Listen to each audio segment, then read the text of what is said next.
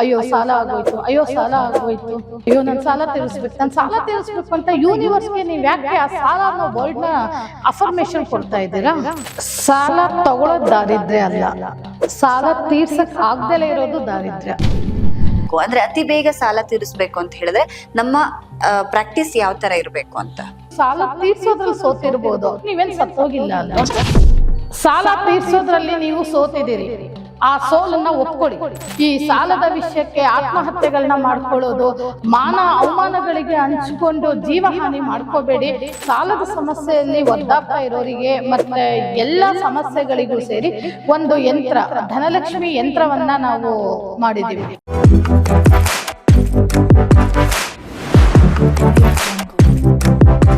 ವೀಕ್ಷಕರೇ, ಸಮಸ್ಯೆ ಅನ್ನುವಂಥದ್ದು ಮನುಷ್ಯನಿಗೆ ಬಾರದೆ ಮರಕ್ಕೆ ಬರುತ್ತಾ ಅಂತ ಹೇಳಿ ನಮ್ಮ ಹಿರಿಕರು ಹೇಳ್ತಾ ಇದ್ರು.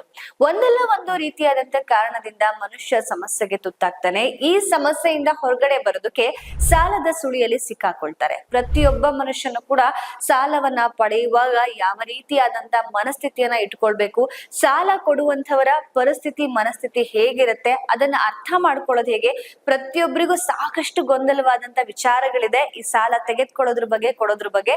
ಇವತ್ತಿನ ಕಾರ್ಯಕ್ರಮದಲ್ಲಿ ಸಂಪೂರ್ಣವಾದಂತ ಮಾಹಿತಿಯನ್ನ ತಿಳಿಸ್ಕೊಳ್ಳೋದಕ್ಕೆ ನಮ್ಮ ಪಾಡ್ಕಾಸ್ಟ್ ಅಲ್ಲಿ ಇದ್ದಾರೆ. ಇವರು ಕೇವಲ ಒಂದೇ ಒಂದು ಟೈಟಲ್ಗೆ ಸೀಮಿತರಾದಂಥವ್ರಲ್ಲ. ಇವರು ಮೊದಲೇದಾಗಿ ಸ್ಟ್ರಾಂಗ್ ವುಮೆನ್, ಜೊತೆಗೆ numerologist, vastu expert, gem specialist, tarot card reader. Doctor Jyothika ಅವರು, ಅವ್ರಿಗೆ ಕಾರ್ಯಕ್ರಮಕ್ಕೆ ಸ್ವಾಗತವನ್ನ ಕೋರ್ತಾ ಇದ್ದೇನೆ. ಮೇಡಮ್ ನಮಸ್ತೆ, ಕಾರ್ಯಕ್ರಮಕ್ಕೆ ಸ್ವಾಗತ. ಸಾಲ ತಗೊಂಡಿದ ತಕ್ಷಣನೇ ದಾರಿದ್ರ್ಯ ಬರುತ್ತೆ ಅನ್ನುವಂತ ವಿಷಯ ಎಲ್ಲ ಕಡೆ ಹಬ್ತಾ ಇದೆ. ನಿಜವಾಗ್ಲೂ ಸಾಲ ತೆಗೆದುಕೊಳ್ಬೇಕಾದ್ರೆ ಯಾವೆಲ್ಲ ರೀತಿಯಾದಂತ ವಿಷಯಗಳನ್ನ ನೆನಪಲ್ಲಿ ಇಟ್ಕೊಳ್ಬೇಕು? ಸಾಲ ತಗೊಳ್ಳೋದ್ ದಾರಿದ್ರ್ಯ ಅಲ್ಲ, ಸಾಲ ತೀರ್ಸಕ್ ಆಗ್ದಲೇ ಇರೋದು ದಾರಿದ್ರ್ಯ. ಯಾವಾಗ ನಾವು ಸಾಲವನ್ನ ತೀರ್ಸಕ್ಕೆ ವಿಫಲರಾಗ್ತೀವಿ ಅಥವಾ ಸಾಲವನ್ನ ತೀರ್ಸಕ್ಕೆ ತುಂಬಾ ಸ್ಟ್ರಗಲ್ ಮಾಡ್ತೀವಿ, ಅವಾಗ ಅದು ದಾರಿದ್ರ್ಯನೇ. ಸಾಲ ತಗೊಳ್ಳೋದು ಯಾವತ್ತೂ ದಾರಿದ್ರ್ಯ ಅಲ್ಲ. ಲಕ್ಷ್ಮಿ ಬರೋದು ಹೇಗ್ ದಾರಿದ್ರ್ಯ ಆಗುತ್ತೆ? ಎಷ್ಟೋ ಜನಕ್ಕೆ ಇದು ಎಕ್ಸ್ಪೀರಿಯನ್ಸ್ ಆಗ್ಬಿಟ್ಟಿರುತ್ತೆ. ಒಂದ್ಸಲ ಸಾಲ ತೆಗೆದುಕೊಂಡ್ರೆ ನನಗೆ ವಾಪಸ್ ಕೊಡೋದಕ್ಕೆ ಆಗ್ತಾನೆ ಇರೋದಿಲ್ಲ. ಯಾಕೆ ಅಂದ್ರೆ ಅದು ಈಗ ನಾವು ಏನ್ ಪರ್ಪಸ್ಸಿಗೆ ಸಾಲ ತಗೊಂಡಿರ್ತೀವಿ ಅದು ಅಲ್ಲಿ ಸರಿಯಾಗಿ ವಿನಿಯೋಗ ಆಗಿರೋಲ್ಲ, ಅಥವಾ ವಿನಿಯೋಗ ಆಗಿದ್ರು ಅರ್ನಿಂಗ್ಸ್ ಇರೋಲ್ಲ ಆ ಕಡೆಯಿಂದ, ಅಂದ್ರೆ ಎಕನಾಮಿಕಲ್ ಸಕ್ಸಸ್ ಇರೋಲ್ಲ. ಈಗ ಬ್ಯಾಂಕ್ಗಳಲ್ಲಿ ಇಂಥ ಕಡೆ ಸಾಲ ತಗೊಂಡೋರಾದ್ರೆ ಸ್ವಲ್ಪ ಪರವಾಗಿಲ್ಲ. ಈಗ ಮೀಟ್ರು ಬಡ್ಡಿಗಳು ಈ ತರ ಕೈ ಸಾಲದಲ್ಲಿ ತಗೊಂಡಿರೋರು ಇವತ್ತೆಷ್ಟು ಜನ ಸಫರ್ ಆಗ್ತಾ ಇದ್ದಾರೆ. ತೀರ್ಸಕ್ ಆಗ್ತಾ ಇಲ್ಲ ಅವ್ರ ಕೈಯಲ್ಲಿ. ಏನಕ್ಕೆ ಅಂದ್ರೆ ಅವರು 10 ರೂಪಾಯಿ ತಗೊಂಡ್ರೆ ಅಲ್ಲಿ 30 ರೂಪಾಯಿ ತೀರಿಸ್ಬೇಕಾಗತ್ತೆ. ಅವರು ಬಿಸ್ನೆಸ್ ಕೊಕ್ಕೊಂಡು ಅವ್ರು ದುಡಿತಾರ, ಅವ್ರು ಬದುಕ್ತಾರ, ಅಥವಾ ಇವ್ರಿಗೆ 30 ಸಾಲವನ್ನ ತೀರ್ಸಕ್ ನೋಡ್ತಾರ? ಸಾಲ ಕೊಡುವಂತವರ ಮನಸ್ಥಿತಿ ಹೇಗಿದ್ರೆ ಕೊಟ್ಟಿರೋ ಸಾಲ ವಾಪಸ್ ಬರುತ್ತೆ? ಸಾಲ ಕೊಡುವಂತವರು 2 ವಿಷಯನ ಬಹಳ ನೆನಪಲ್ಲಿ ಇಟ್ಕೋಬೇಕು. ಒಂದು, ಕೊಡುವಾಗ ಅವರೊಂದು ಮ್ಯಾನಿಫೆಸ್ಟೇಷನ್ ಮಾಡ್ಕೋಬೇಕು. ನಾನು ಇಂಥ ವ್ಯಕ್ತಿಗೆ ಸಾಲ ಕೊಡ್ತಾ ಇದ್ದೀನಿ, ಅವರು ಒಂದು ಒಳ್ಳೆ ಕಾರ್ಯಕ್ಕೆ ಇದನ್ನು ವಿನಿಯೋಗಿಸ್ಲಿ, ಅವರಿಗೆ ಅದರಿಂದ ಲಾಭಾಂಶ ಆಗಿ ನಮಗೆ ನಾವು ಕೊಟ್ಟಿರೋ ಅಂಥದ್ದು ನಮಗೆ ವಾಪಸ್ ಬರಲಿ ಅನ್ನೋ ಒಂದು ಒಳ್ಳೆ ಇಂಟೆನ್ಷನ್ ಅವರಲ್ಲೂ ಇರಬೇಕು. ಸಾಲ ಕೊಡೋರಿಗೆ ಆ ಇಂಟೆನ್ಷನ್ ಇರಬೇಕು. ಇದ್ರ ಜೊತೆಯಲ್ಲಿ ಅಧಿಕ ಬಡ್ಡಿ ಆಸೆಗೆ ಸಾಲ ಕೊಡಕ್ಕೆ ಹೋದ್ರೆ ಅದು ಯಾವತ್ತಿಗೂ ವಿಪತ್ತೇನೆ. ಯಾಕೆಂದ್ರೆ ಅಧಿಕ ಬಡ್ಡಿಗೆ ನಾವು ಸಾಲ ಕೊಟ್ಟಾಗ ಖಂಡಿತವಾಗ್ಲೂ ಅವರು ಏನೋ ಅವರಿಗೆ ಚೆನ್ನಾಗಾಗಿ ಬಿಸ್ನೆಸ್ ಅಲ್ಲೆಲ್ಲ ಒಳ್ಳೇದಾಗಿ ತೀರ್ಸೋಂಥವ್ರಾದ್ರೆ ಪರವಾಗಿಲ್ಲ, ಬಡ್ಡಿ ಜಾಸ್ತಿ ತಗೊಂಡು ತೀರ್ಸಕ್ಕಾಗಿಲ್ಲ ಅಂದಾಗ ಅವರು ಸಾಲ ತೀರ್ಸುವಾಗ ಡಿಫಾಲ್ಟರ್ ಆಗೇ ಆಗ್ತಾರೆ. ಮೇಡಮ್, ಕೋಟಿ ಸಾಲ ಮಾಡೋರು ಇದ್ದಾರೆ, ಕೋಟಿ ಸಾಲ ತೀರ್ಸೋರು ಇದ್ದಾರೆ. ಆದ್ರೆ ಸಾಮಾನ್ಯರ ವಿಷಯ ಅಂತ ಬಂದ್ರೆ ಚಿಕ್ಕ ಪುಟ್ಟ ಕೈ ಸಾಲ ಮಾಡ್ಕೊಂಡಿರ್ತಾರೆ, ಅದನ್ನೇ ತೀರ್ಸಕ್ಕಾಗದೆ ಒದ್ದಾಡ್ತಾ ಇರ್ತಾರೆ. ಸೊ ಅದಕ್ಕೆ ಸಾಲ ತೀರ್ಸೋದಕ್ಕೆ ಇನ್ನೊಂದ್ ಕಡೆ ಸಾಲ ಮಾಡ್ತಾರೆ, ಮತ್ತೊಂದ್ ಕಡೆ ಸಾಲ ಮಾಡ್ತಾರೆ, ಹೀಗೆ ಸಾಲದ ಸುಳಿಯಲ್ಲಿ ಸಿಕ್ಕಾಕೊಂಡ್ ಬಿಡ್ತಾರೆ. ಯಾಕೆ ಈ ತರ ಆಗುತ್ತೆ? ಇದೊಂದು ಯೂನಿವರ್ಸಲ್ ಪ್ರಾಬ್ಲಮ್. ಈ ದೊಡ್ಡವರು ಅಂತಲ್ಲ, ಈಗ ಎಲ್ಲರ ಜೀವನದಲ್ಲೂ ನಮ್ಮ ವೀಕ್ಷಕರ ಎಲ್ಲರ ಜೀವನದಲ್ಲೂ ಸಾಲ ಅನ್ನೋದು ಒಂದು ಚಕ್ರವ್ಯೂಹ. ಎಲ್ಲರೂ ಅದ್ರಲ್ಲಿ ಒಂದಲ್ಲ ಒಂದು ರೀತಿಯಲ್ಲಿ ನಾವು ಸಿಗಾಕೊಂಡೇ ಇರ್ತೀವಿ. ಅದರಿಂದ ಹೊರಗೆ ಬರಬೇಕು. ಈಗ ಏನಪ್ಪಾ ಅಂತಂದ್ರೆ, ಈಗ ನೀವೊಂದು ಒಳ್ಳೆ ಪ್ರಶ್ನೆ ಕೇಳಿದ್ರಿ. ಈಗ 10 ರೂಪಾಯಿ 100 ರೂಪಾಯಿ, ಈಗ ಯಾಕೆ ಸಾಲ ಗುಡ್ಡದ ಹಾಗೆ ಬೆಳೆಯುತ್ತೆ? 10 ರೂಪಾಯಿ ಸಾಲ ಮಾಡಿರ್ತೀವಿ, ಅದನ್ನ ತೀರ್ಸೋದಕ್ಕೆ ಇನ್ನೊಬ್ನ ಹತ್ರ ಹೋಗಿ 50 ರೂಪಾಯಿ ಸಾಲ ಮಾಡ್ತೀವಿ. ಆ 50 ರೂಪಾಯಿನ ತೀರಿಸ್ಲಿಕ್ಕೆ ಮತ್ತೊಬ್ನ ಹತ್ರ 500 ರೂಪಾಯಿ ಸಾಲ ಮಾಡ್ತೀವಿ. ಆ 500 ರೂಪಾಯಿ ತೀರಿಸ್ಲಿಕ್ಕೆ ಇನ್ನೊಬ್ರ ಹತ್ರ 5,000 ಸಾಲ ಮಾಡ್ತೀವಿ. ಅದೇನಾಗತ್ತೆ, 10 ರೂಪಾಯಿ ಇದ್ದಿದ್ ಮೊತ್ತ 1 ಕೋಟಿಗೆ ಹೋಗಿ ಬೆಳೆಯುತ್ತೆ. ಏನಕ್ಕೆ? ಒಬ್ಬರಿಂದ ಒಬ್ರಿಗೆ ನಾವು ತೀರಿಸ್ತಾ ಅದನ್ನೇ ಮಾಡ್ತಾ ಹೋಗ್ತೀವಿ. ಅದು ದೊಡ್ಡ ತಪ್ಪಲ್ವಾ ಅದು? ಈಗ ಒಬ್ರಿಗೆ ಕೊಡಬೇಕು ಅಂತ ಬೆಂಕಿಯಿಂದ ಬಾಂಡ್ಲಿಗೆ ಬಿದ್ದಂಗೆ. ಅಂದ್ರೆ ನೀವು ಇಲ್ಲಿ ಬೆಂಕಿಯಿಂದ ತಪ್ಪಿಸ್ಕೊಂಡು ಬಾಂಡ್ಲಿ ಮೇಲೆ ಬಿದ್ದಂಗದು. ತುಂಬಾ ಜನಕ್ಕೆ ಗೊತ್ತಿಲ್ಲ ಈ ಸಾಲ ತೆಗೆದುಕೊಂಡ್ರೆ ಯಾವ ತರ ತೊಂದ್ರೆ ನಾವು ಅನುಭವಿಸ್ತೀವಿ ಅಂತ ಹೇಳಿ. ಎಸ್ಪೆಷಲಿ ಮನಃಶಾಂತಿ ವಿಷಯ ಅಂತ ಬಂದ್ಮೇಲೆ ಕಂಪ್ಲೀಟ್ ಆಗಿ ಹಾಳಾಗ್ಬಿಡುತ್ತೆ. ಖಂಡಿತವಾಗ್ಲು. ಯಾಕೆಂದ್ರೆ ಒಂದು ಕಡೆ ಸಾಲ ತಗೊಂಡಾಗ ಸ್ವಲ್ಪ ಖುಷಿ ಇರುತ್ತೆ. ಯಾಕೆಂದ್ರೆ ಕೇಳಿದ ತಕ್ಷಣ ನಮಗೆ ದುಡ್ಡು ಸಿಕ್ಬಿಟ್ಟಿರುತ್ತೆ. ಅದು ಯಾವುದೋ ರೀತಿಯಿಂದ ನಮಗೆ ದುಡ್ಡು ಸಿಕ್ಬಿಟ್ಟಿರುತ್ತೆ. ಆ ಸಾಲ ಖರ್ಚು ಮಾಡುವಾಗ್ಲೂ ನಮಗೆ ಖುಷಿನೇ ಇರುತ್ತೆ. ಯಾವಾಗ ನಾವು ಆ ಸಾಲವನ್ನ ಮರುಪಾವತಿ ಹೇಳ್ದಾಗ ಕೊಡಕ್ಕಾಗಲ್ಲ, ಆವಾಗ ಟೆನ್ಷನ್ ಶುರುವಾಗತ್ತೆ, ಆರೋಗ್ಯ ಸಮಸ್ಯೆ ಶುರುವಾಗತ್ತೆ, ಅದ್ರ ಜೊತೆಗೆ ಅವಮಾನಗಳು ಸುರಿಮಳೆನೇ ಶುರುವಾಗತ್ತೆ. ಜೊತೆಲಿ ಊಟ ಮಾಡ್ತಿದ್ದ ಮಿತ್ರರು ಬೆನ್ನಿಗೆ ಚೂರಿ ಹಾಕೋ ಶತ್ರುಗಳಾಗ್ತಾರೆ. ಇವತ್ತಿನ ದಿವಸ ನಡೀತಾ ಇರೋದೇ ಹಾಗೆ ಅಲ್ವಾ?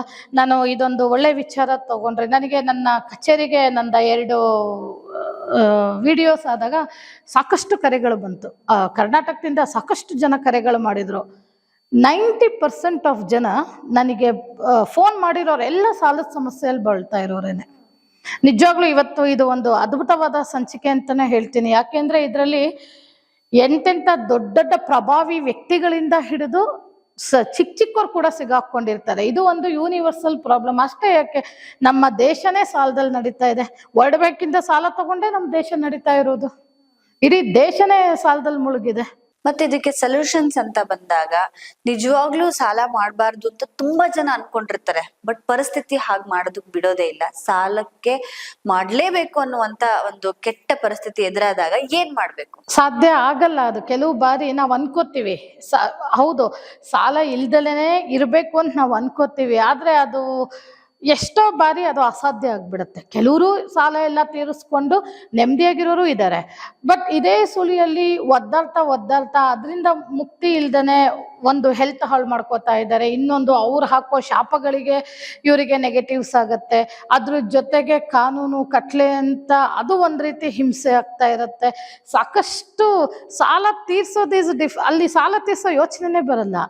ಸಮಸ್ಯೆ ಮೇಲೆ ಅವರು ಓಡಾಡ್ತಿರ್ತಾರೆ, ಬರೀ ಸಾಲದ ಸಮಸ್ಯೆ. ಆಮೇಲೆ ಈ ಜನರಲ್ಲಿ ಒಂದು ದೊಡ್ಡ ಮಟ್ಟದ ತಪ್ಪೇನ್ ಮಾಡ್ತಾರೆ ಅಂದ್ರೆ, ಈಗ ನಿಮ್ ಕೆಪಾಸಿಟಿ ಗೊತ್ತಿದ್ದೆ ನೀವು ಸಾಲ ಮಾಡಿದೀರಾ.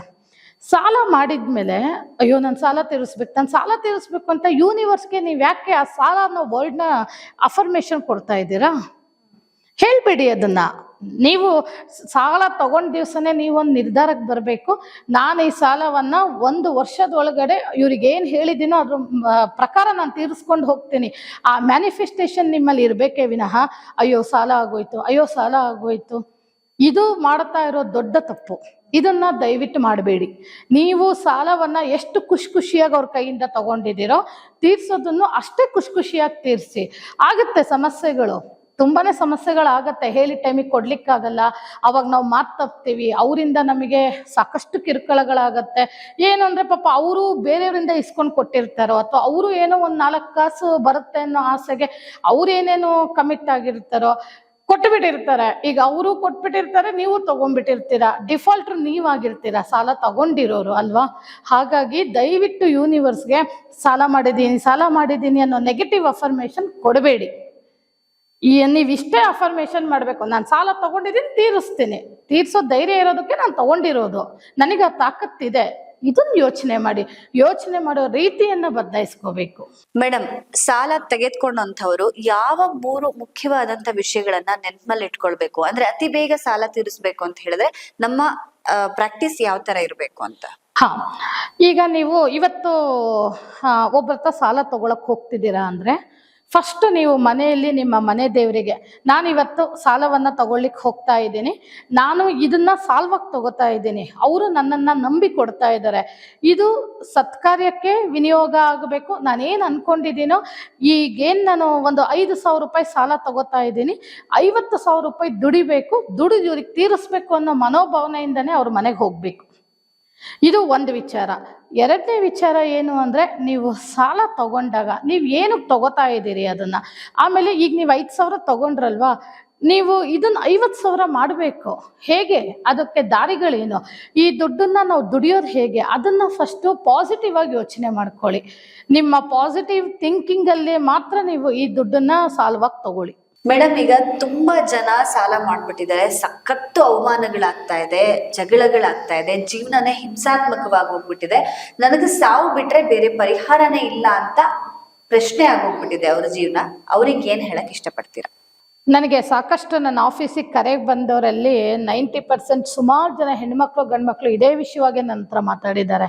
ನನಗಿದು ಬಹಳ ಬೇಜಾರು ಆಯಿತು. ಯಾಕೆ ಅಂದರೆ ಎಲ್ಲರ ಜೀವನದಲ್ಲಿ, ಇವನ್ ನಮ್ಮ ಜೀವನದಲ್ಲೂ ನಿಮ್ಮ ಜೀವನದಲ್ಲೂ ಇದು ಸರ್ವೇ ಸಾಮಾನ್ಯ. ನಾನು ಹೇಳೋದೇನು ಅಂದರೆ, ಕುಗ್ಗಬೇಡಿ.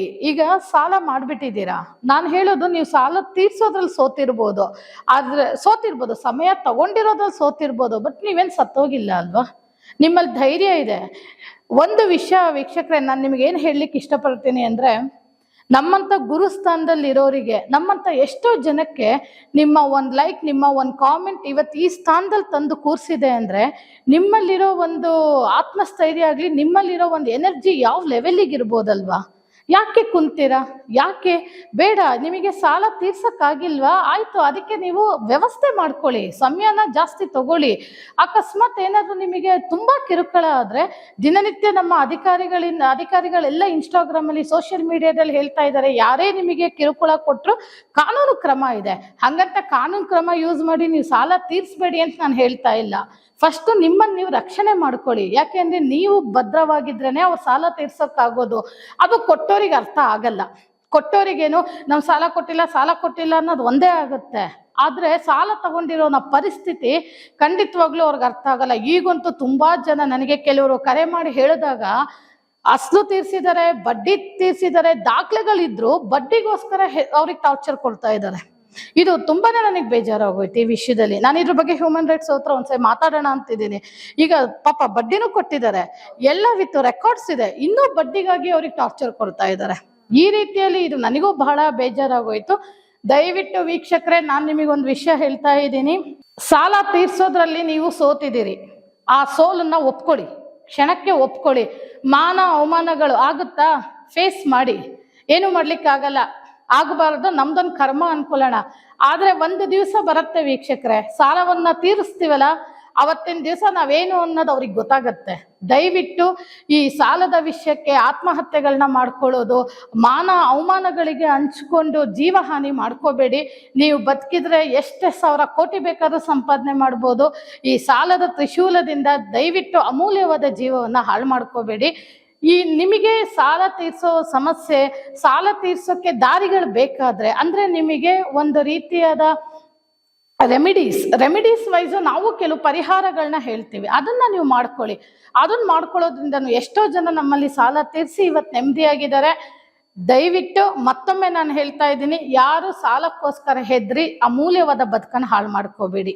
ನಿಮ್ಮ ಹತ್ರ ಬಹಳಷ್ಟು ಜನ ಸಾಲದ ಸಮಸ್ಯೆ ಇಟ್ಕೊಂಡ್ ಬರ್ತಾರೆ, ಕಚೇರಿಗೆ ಸಾವಿರಾರು ಕರೆಗಳು ಬರುತ್ತೆ ಸಾಲದ ಸಮಸ್ಯೆನ ಕೇಳ್ಕೊಂಡು ಅಂತ ಹೇಳ್ತಾ ಇದ್ರಿ ಮೇಡಮ್ ನೀವು ಮಾತಾಡೋಕ್ಕಿಂತ ಮುಂಚೆ. ಅವರಿಗೆ ಯಾವ ತರ ಪರಿಹಾರ ತಿಳಿಸಿದ್ರಿ ನೀವು? ಪರಿಹಾರ ಏನು ಅಂತ ಅಂದ್ರೆ, ನಮ್ಮ ಹತ್ರ ಏನು ಪರಿಹಾರ ಅಂದ್ರೆ, first of all one thing ನಾನು ಏನು ಹೇಳೋದು ಅಂದ್ರೆ, ನಿಮ್ಮ ಥಿಂಕಿಂಗ್ ಚೇಂಜ್ ಆಗಬೇಕು ಅನ್ನೋ ವಿಚಾರ. ನಿಮ್ಮ ಥಿಂಕಿಂಗ್ ಹೇಗಿರಬೇಕು ಅಂದರೆ ಪಾಸಿಟಿವ್. ಎಸ್, ನಾನು ಸಾಲವನ್ನು ತೀರಿಸ್ತೀನಿ ಅನ್ನೋ ಕಾನ್ಫಿಡೆಂಟ್ ಇರಬೇಕು.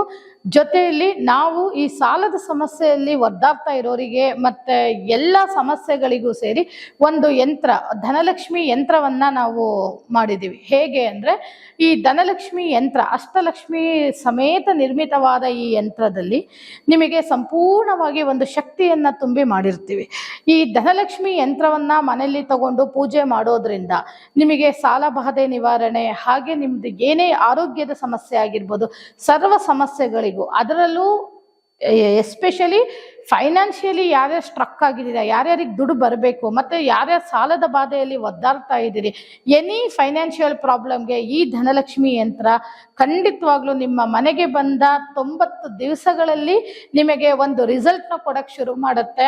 ಈ ಧನಲಕ್ಷ್ಮಿ ಯಂತ್ರವನ್ನ ತಗೊಳ್ಳಿ, ಖಂಡಿತವಾಗ್ಲೂ ನೀವು ಜೀವನದಲ್ಲಿ ಒಂದು ದೊಡ್ಡ ಮಟ್ಟದ ಪ್ರಗತಿಯನ್ನ ಸಾಧಿಸ್ತೀರಾ. ಇದ್ರ ಜೊತೆಗೆ ಸಾಲದ ಸುಳಿಯಿಂದ ಖಂಡಿತವಾಗ್ಲೂ ಹೊರಗೆ ಬರ್ತೀರಾ. ಧನಲಕ್ಷ್ಮಿ ಯಂತ್ರದಿಂದ ನಿಮಗೆ ಆಗೋ ಒಂದು ದೊಡ್ಡ ಮಟ್ಟದ ಪ್ರಯೋಜನ ಏನಂದ್ರೆ, ನಿಮಗೆ ಸಾಕಷ್ಟು ಅವಕಾಶಗಳು ಓಪನ್ ಆಗ್ತಾ ಹೋಗುತ್ತೆ. ಅಂದ್ರೆ ಈಗ ನಿಮಗೆ ನಿಮ್ಮ ಜಮೀನ್ ಸೇಲ್ ಆಗಿಲ್ವಾ, ಸೇಲ್ ಆಗ್ಬೋದು. ಅಥವಾ ನಿಮಗೆ ಯಾರಾದ್ರೂ ಸಾಲ ಕೊಟ್ಟಿರೋರು ತುಂಬಾ ಕಿರುಕುಳ ಕೊಡ್ತಾ ಇದ್ದಾರಾ, ಅವರು ನಿಮಗೆ ಸ್ವಲ್ಪ ಸಮಯ ಕೊಟ್ಬಿಟ್ಟು ನಿಮ್ಮ ಹತ್ರ ಒಂದು ಒಳ್ಳೆ ರೀತಿಯಲ್ಲಿ ಬರ್ಬೋದು. ಮತ್ತೆ ಶತ್ರುಗಳು ಮಿತ್ರರು ಆಗ್ಬೋದು.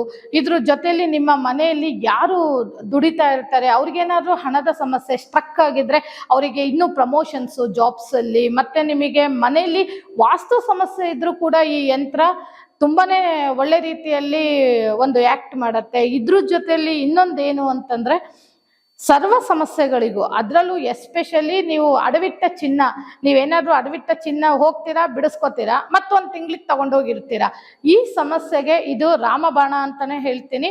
ವೀಕ್ಷಕರೇ, ನಾನೊಂದು ಹೇಳಲಿಕ್ಕೆ ಇಷ್ಟಪಡ್ತೀನಿ. ಇವತ್ತಿಂದನೇ ನೀವು ಒಂದು ಶಬ್ದ ಮಾಡ್ಕೊಳ್ಳಿ, ಮ್ಯಾಮ್ ನಾವು ನಿಮ್ಮ ವಿಡಿಯೋ ನೋಡಿದ್ದೀವಿ, ನಾವು ಇವತ್ತಿಂದ ಸಾಲ ಅಂತ ಹೇಳಿ ತಲೆ ಕೆಡಿಸ್ಕೊಳ್ಳಲ್ಲ, ಸಾಲ ತೀರಿಸ್ತೀವಿ ಒಂದೇ ವರ್ಷದಲ್ಲಿ ಅಂತ ಹೇಳೋರು ದಯವಿಟ್ಟು ನನ್ನ ಪೇಜ್ಗೆ ಕಾಮೆಂಟ್ ಮಾಡಿ, ನಮ್ಮನ್ನು ಫಾಲೋ ಮಾಡಿ. ಈ ವರ್ಷ 2026 ನಮ್ಮದೇ. ಈ ವರ್ಷ ನಾವು ಸಾಲವನ್ನ ತೀರಿಸಿ ನಾವು ಸಾಲ ಕೊಡೋ ಮಟ್ಟಕ್ಕೆ ಬೆಳಿತೀವಿ. ಈ ಒಂದು ಮ್ಯಾನಿಫೆಸ್ಟೇಷನ್ ಮಾಡ್ಕೊಳ್ಳಿ. ಈ ಒಂದು ವಿಚಾರದಿಂದ ಇವತ್ತಿಂದನೇ ಸಾಲ ಸಾಲ ಅಂತ ಕೂರ್ಬೇಡಿ, ನಾವು ಸಾಲ ತೀರಿಸ್ತೀವಿ ಅನ್ನೋ ಧೈರ್ಯದಿಂದ ಧನಲಕ್ಷ್ಮಿ ಯಂತ್ರವನ್ನ ಬುಕ್ ಮಾಡ್ಕೊಳ್ಳಿ. ಈ ಯಂತ್ರ ನಿಮಗೆ ಅಷ್ಟು ಐಶ್ವರ್ಯಗಳನ್ನು ಕೊಡುತ್ತೆ. ಮೇಡಮ್, ತುಂಬಾ ಜನ ಕೋಟಿ ಕೋಟಿ ಸಾಲ ತೀರ್ಸಿ ನೆಮ್ಮದಿಯಾಗಿರುವಂತವ್ರನ್ನ ಸಾಕಷ್ಟು ಜನ ನೋಡಿರ್ತೀರ ನಿಮ್ಮ ಲೈಫ್ ಅಲ್ಲಿ, ಅವ್ರ ಬಗ್ಗೆ ಹೇಳೋದಾದ್ರೆ? ಖಂಡಿತವಾಗ್ಲು ನಾವು ರೀಸೆಂಟ್ ಉದಾಹರಣೆ ತಗೊಳ್ಳೋದಾದ್ರೆ, ನಮ್ಮ ಕಾಫಿ ಡೇ ಸಿದ್ಧಾರ್ಥ್ ಅವ್ರದ್ದು, ಅವರ ಸಾವೇ ನಿಗೂಢ ಆಗಿ ಹೋಯಿತು. ವದಂತಿಗಳ ಪ್ರಕಾರ ಸಾಲದ ವಿಚಾರ ಬಂತು. ಅವರ ಹೆಂಡತಿ ಮಾಳವಿಕಾ ಅವರು ಎಲ್ಲ ಸಾಲವನ್ನ ತೀರಿಸಿ, ಒಬ್ಬ ನಿಜವಾಗ್ಲೂ she is the inspiration and role model ಅಂತಾನೆ ನಾನು ಹೇಳ್ತೀನಿ. ಯಾಕೆಂದ್ರೆ ಎಲ್ಲ ಪತಿಯ ಸಾಲವನ್ನ ತೀರಿಸಿ ಇವತ್ತಿಗೆ ಅವರು ಸಂಕಷ್ಟದಿಂದ ಹೊರಗೆ ಬಂದಿದ್ದಾರೆ, ಪತಿಯನ್ನು ಕಳ್ಕೊಂಡು ಒಬ್ಬ ಲೇಡಿ ಈ ಸಾಹಸ ಮಾಡಿದ್ದಾರೆ ಅಂದ್ರೆ ನಿಜವಾಗ್ಲೂ ಮಾಳವಿಕಾ ಅವರಿಗೆ ನಾನು ಈ ಮೂಲಕ ಅಭಿನಂದನೆಗಳನ್ನು ಕೂಡ ತಿಳಿಸ್ತೀನಿ. ಅಂತ ಎಕ್ಸಾಂಪಲ್ಸ್ ಇದೆಯಲ್ಲ ನಮ್ಮ ಕಣ್ಣೆದುರಿಗೆ ನಡೆದಿರುವಂತ ಉದಾಹರಣೆಗಳು. ಏನಾಗತ್ತೆ ಅಂತಂದ್ರೆ, ಸಾಲವನ್ನ ಈಗ ಸಾಲ ನೀವು ಕೊಟ್ಬಿಟ್ಟಿದ್ದೀರಾ, ಹಂಗಂತ ಸಾಲ ಕೊಟ್ಟೋರ್ದು ತಪ್ಪು ಅಂತ ನಾವು ಹೇಳಲ್ಲ. ಇಲ್ಲಿ ಸಾಲ ಕೊಟ್ಬಿಟ್ಟಿದ್ದೀರಾ ಅಂದಾಗ, ಈಗ ಅವರಿಗೆ ತೀರ್ಸಕ್ಕಾಗಿಲ್ಲ ಅಂದಾಗ ನೀವು ಅವರಿಗೆ ಕಿರುಕುಳ ಕೊಟ್ರೆ ನಿಮ್ಮ ಸಾಲ ಬರುತ್ತಾ? ಅಥವಾ ಏನಾದ್ರೂ ಒಂದು ಕೆಲವು ಮನೋಭಾವನೆಗಳಿರುತ್ತೆ, ನಮ್ಮ ಸಾಲ ಬರ್ಲಿಲ್ಲ ಅಂದ್ರೂ ಪರವಾಗಿಲ್ಲ, ಇವ್ರು ಮಾತ್ರ ಉದ್ಧಾರ ಆಗ್ಬಾರ್ದು, ಹಾಳಾಗೋಗ್ಲಿ ಅಂತ. ಈ ರೀತಿ ಎಲ್ಲ ಮಾಡಬೇಡಿ. ಯಾಕೆಂದ್ರೆ ನೀವು ಕಷ್ಟಪಟ್ಟಿರೋ ದುಡ್ಡು ಕೊಟ್ಟಿರ್ತೀರಾ ಅಲ್ವಾ, ನಿಮ್ಮ ಕಷ್ಟಪಟ್ಟಿರೋ ದುಡ್ಡು ಮತ್ತೆ ಬಂದು ನಿಮ್ ಕೈಗೆ ಸೇರ್ಬೇಕು ಅಂದ್ರೆ ಅವ್ರನ್ನ ಬೆಳೆಯೋಕೆ ಬಿಡಿ. ಅವ್ರ ಜೊತೆ ಚೆನ್ನಾಗಿರಿ. ಚೆನ್ನಾಗಿದ್ದು ಎಷ್ಟೆಷ್ಟಾಗುತ್ತೋ ಅಷ್ಟನ್ನ ಇಸ್ಕೊಂಡು, ನೀವು ಆ ಸಾಲ ನೀವು ಕೊಟ್ಟಿರೋಂಥ ದುಡ್ಡು ನ್ಯಾಯವಾದ ದುಡ್ಡಾಗಿರುತ್ತೆ, ಆ ದುಡ್ಡು ಕೂಡ ನಿಮಗೆ ಬಂದು ಸೇರ್ಬೇಕು, ಅವರು ನೆಮ್ಮದಿಯಾಗಿರ್ಬೇಕು, ನೀವೆಲ್ಲ ಜೊತೆಯಲ್ಲಿ ಇರ್ಬೇಕು. ಈ ರೀತಿಯಾಗಿ ನೀವುಗಳು ಸಾಲ ಕೊಟ್ಟವರು ಅವರಿಗೆ ಒಂದು ಸಹಕಾರ ನೀಡಬೇಕು. ಹಾಗೆ ಸಾಲ ತಗೊಂಡವರು ಕೂಡ ನಮ್ಮ ಕಷ್ಟಕ್ಕೆ ನಾವು ತಗೊಂಡಿದೀವಿ, ಅವ್ರ ಋಣ ನಾವು ಇಟ್ಕೋಬಾರ್ದು ಅನ್ನೋ ಒಂದೇ ಒಂದು ಮ್ಯಾನಿಫೆಸ್ಟೇಷನ್. ವೀಕ್ಷಕರೇ, ನಾನು ಹೇಳಿದಂಗೆ ಇವತ್ತಿಂದನೇ ಒಂದು ಶಪಥ ಮಾಡಿ, ಈ 2026 ಒಳಗಡೆ ನೀವೆಲ್ಲರೂ ಸಾಲದ ವ್ಯೂಹದಿಂದ ಹೊರಗೆ ಬರ್ತೀರಾ. ನಿಮ್ಮನ್ನ ಸಾಲದ ಚಕ್ರವ್ಯೂಹದಿಂದ ಹೊರಗೆ ತಗೊಂಡ್ಬರಕ್ಕೆ ಡಾಕ್ಟರ್ ಜ್ಯೋತಿಕಾ ನಿಮ್ಮ ಜೊತೆ ಇದ್ದೀನಿ. ಇವತ್ತಿನ ಮನುಷ್ಯನ ಅತಿ ದೊಡ್ಡ ಸಮಸ್ಯೆ ಅಂತ ಹೇಳಿದ್ರೆ ಸಾಲ ಆಗಿತ್ತು. ಆ ಸಾಲಕ್ಕೆ ಸರಳವಾದಂತ ಪರಿಹಾರನ ಹೇಗ್ ಮಾಡ್ಕೊಳ್ಬೇಕು ಅಂತ ಹೇಳಿ ತಿಳಿಸ್ಕೊಟ್ರಿ. ಅದರಲ್ಲೂ ಧನಲಕ್ಷ್ಮಿ ಯಂತ್ರದ ಪರಿಹಾರ ಹೇಳಿದ್ರಲ್ಲ, ಅದಂತೂ ನಿಜಕ್ಕೂ ಅದ್ಭುತವಾಗಿತ್ತು. ಧನ್ಯವಾದ ಮೇಡಮ್. ಎಲ್ಲ ಸಮಸ್ಯೆಗಳಿಗೂ ಸಾವೊಂದೇ ಪರಿಹಾರ ಅಲ್ಲ ಅಂತ ಹೇಳಿ ಡಾಕ್ಟರ್ ಜ್ಯೋತಿಕಾ ಅವರು ತಿಳಿಸ್ಕೊಟ್ಟಿದ್ದಾರೆ. ಸಮಸ್ಯೆಗಳ ಸಾಗರವನ್ನ ಇಟ್ಕೊಂಡು ಎಷ್ಟು ನೆಮ್ಮದಿಯಿಂದ ಸಂತೋಷವಾಗಿ ಬದುಕ್ತಿರುವಂತ ಅನೇಕ ವ್ಯಕ್ತಿಗಳನ್ನ ನಾವು ಉದಾಹರಣೆಯಾಗಿ ತೆಗೆದುಕೊಳ್ಬಹುದು. ನಿಜಕ್ಕೂ ಈ ಸಾಲದ ಸಮಸ್ಯೆ ಅನ್ನುವಂಥದ್ದು ಒಂದು ಸಮಸ್ಯೆಯೇ ಅಲ್ಲ. ಯಾವಾಗ ಅಂತ ಹೇಳಿದ್ರೆ ನಮ್ಮಲ್ಲಿ ಅದನ್ನ ಎದುರಿಸುವಂತ ಶಕ್ತಿ, ಧೈರ್ಯ ಇದ್ದಾಗ ಮಾತ್ರ. ಸೊ ಇವತ್ತಿನ ಕಾರ್ಯಕ್ರಮ ತಮ್ಮೆಲ್ಲರಿಗೂ ತುಂಬಾ ಇಷ್ಟ ಆಗಿದೆ ಅಂತ ಹೇಳಿ ಭಾವಿಸ್ತೀನಿ. ಉಪಯುಕ್ತವಾಗಿದ್ರೆ ಈಗಲೇ ನಮ್ಮನ್ನ ಫಾಲೋ ಮಾಡಿ. ಹಾಗೆ ನಿಮ್ಮ ಅನಿಸಿಕೆ, ಅಭಿಪ್ರಾಯಗಳನ್ನ ಕಮೆಂಟ್ ಮೂಲಕ ತಿಳಿಸೋದನ್ನ ಮರಿಬೇಡಿ. ಯಾರೆಲ್ಲ ಈ ರೀತಿಯಾದಂತ ಸಮಸ್ಯೆಗಳಿಂದ ಬಳಲ್ತಾ ಇದ್ದಾರೆ ಅವರಿಗೆ ಕೂಡಲೇ ಈ ವಿಡಿಯೋನ ಶೇರ್ ಮಾಡಿ. Thank you.